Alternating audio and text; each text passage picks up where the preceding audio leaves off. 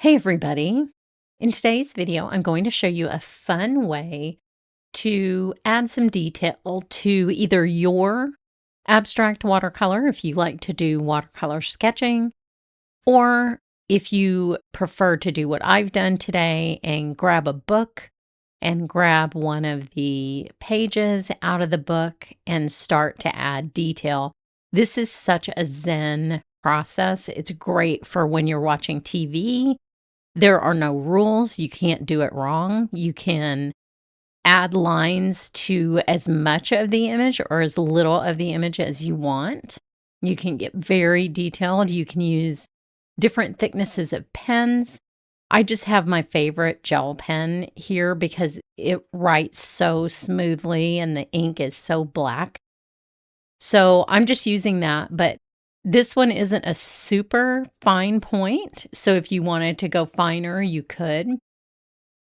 You can use a lot of control for your lines, so they're very smooth, or you'll watch me switch styles here to a lighter, less controlled pressure on the pen so that it looks a little bit sketchier. It's completely up to you. Now, this book has some guides for you to follow if you're unsure of kind of how to start doing this. It has some suggestions, but you certainly don't have to follow those suggestions. I'm not. I'm just looking at the photo and putting lines where I want to put lines. So this is such a relaxing activity to do when you're waiting for something, or you're in front of the TV or you're at the doctor's office or whatever. You can just grab one of these books and a pen and you can kind of lose yourself in this process. Now, I have a sketchbook, a watercolor sketchbook that I do my own sketches in. And I have kind of a combination of abstract and detailed watercolor sketches that I like to do. But one of the things that I want to point out to you about this process is this can save a watercolor sketch that you are unhappy with.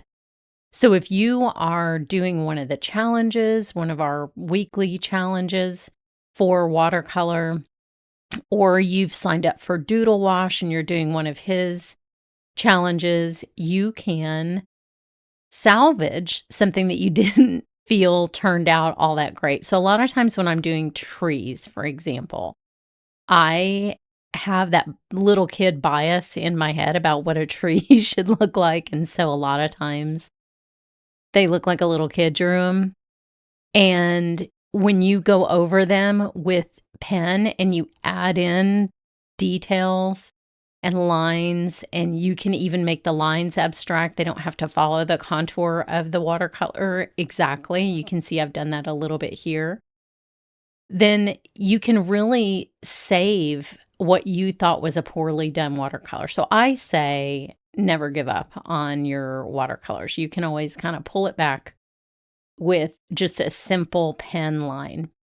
You also don't have to do black. I kind of like the contrast of black, especially since this is kind of pale subject matter. I think that it really makes it pop to add a dark black line. But you could certainly do a sepia type fine liner pen, or you could do something that was more harmonious with whatever the subject matter is. So if you're doing a rose, you could pick, a color of pen that is very similar to the color of the flower. Now, you want to kind of walk away from these a little bit. It's easy to miss spots on the drawing, but as a final touch, I like to do either cross-hatching or stippling like this, just to add something other than a line to the image. I think it kind of breaks it up and makes it look a little bit more interesting. And since this one has a lot of kind of pale space, I thought this stippling would be nice to add a little bit of shading too. So you can see I forgot a little section there, and I actually have a section at the top that I've forgotten as well. It's very easy to, your eye kind of moves around and sees what it wants to see. But this is a super fun technique.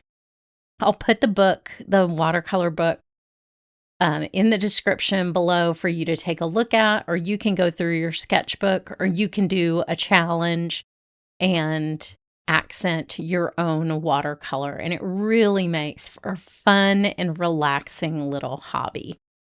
Thanks so much for watching.